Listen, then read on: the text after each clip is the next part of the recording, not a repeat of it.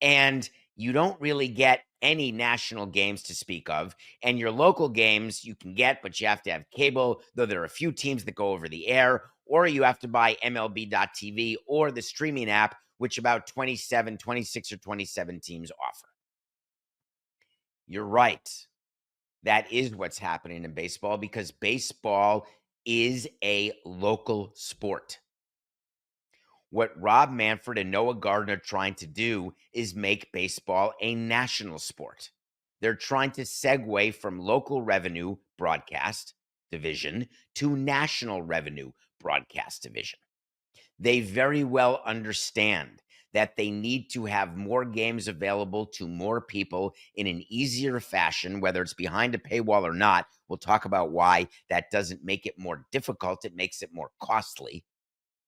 And we've got to make it that's a dollar. They've got to put themselves in a position where they are replacing all the local revenue that the teams bring in, and whether it was actual current day or what they used to bring in before the disruption of the local RSNs.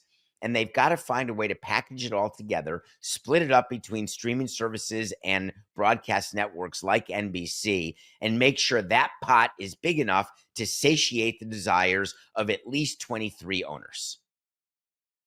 My question for you is, if you are willing to pay for Netflix or Apple TV Plus, or you're willing to pay for Max or Paramount Plus, or all the various things that you do, or you're willing to pay for YouTube, where you get all the NFL football games, which are played at the same time in two slots at 1 o'clock and 4 o'clock on a Sunday, why would you not be willing to pay for baseball games that are on during the course of a day, all day, pretty much every day during the course of a season, which lasts, as you know, forever and a day?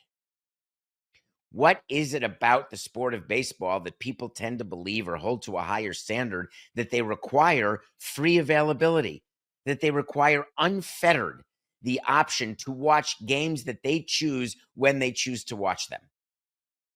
What is it about baseball that says, hey, why don't you have a package on TNT? That's cable. Why don't you have a package, a bigger one on ESPN? That's cable. Why don't you have a package on Roku or Apple? The answer is because there are contracts that are in place that were broken when RSN, the majority of them, went bankrupt, or Comcast with their RSNs basically got out of the business except for LA. All of that is true. Warner Brothers Discovery out of the RSN business. All of that is true. But you can't change everything now. Why? Because they're aiming toward this change after 2028. So is it possible that MLB has a strategy in mind where they're going to collect all of these team rights? They may even buy team rights, a concept that was first envisioned by Bob Bowman back 20 years ago. Are they going to do that and be in position in 28 to maximize then the ability to sell a national package? Does MLB or any sport or any entity at all have in their mind that what the people want they're going to get without having to pay? That is not the reality. So when you say to me, and I want to just finish answering this question for you, when you say that, how do we compete for fans? For crying out loud, Coca, how do they compete for fans? I think you got to look around at all the other things that are competing for your time and entertainment dollar and figure out why it is that it's called competing for your time and entertainment dollar, because it costs money.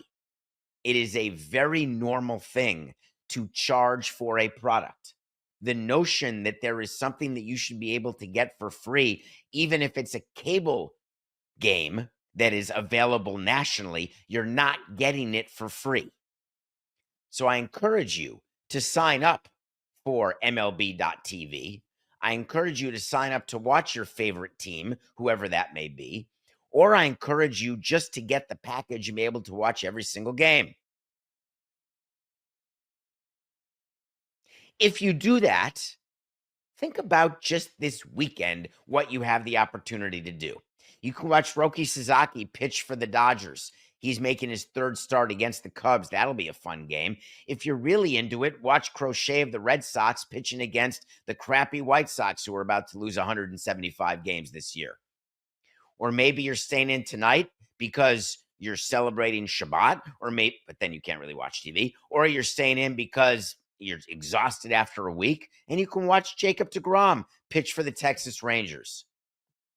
Or maybe you're into the Diamondbacks and wondering how can they actually even stay with the Padres and the Giants and the Dodgers, who are all ahead of them in that great NL West division, and watch Corbin Carroll. Or maybe you can be my friends in Milwaukee, Wisconsin, and say, let's watch Jackson Chourio, who's on fire after his 0 for 5 strikeout opening day. I'm just saying there's a whole lot of optionality for you.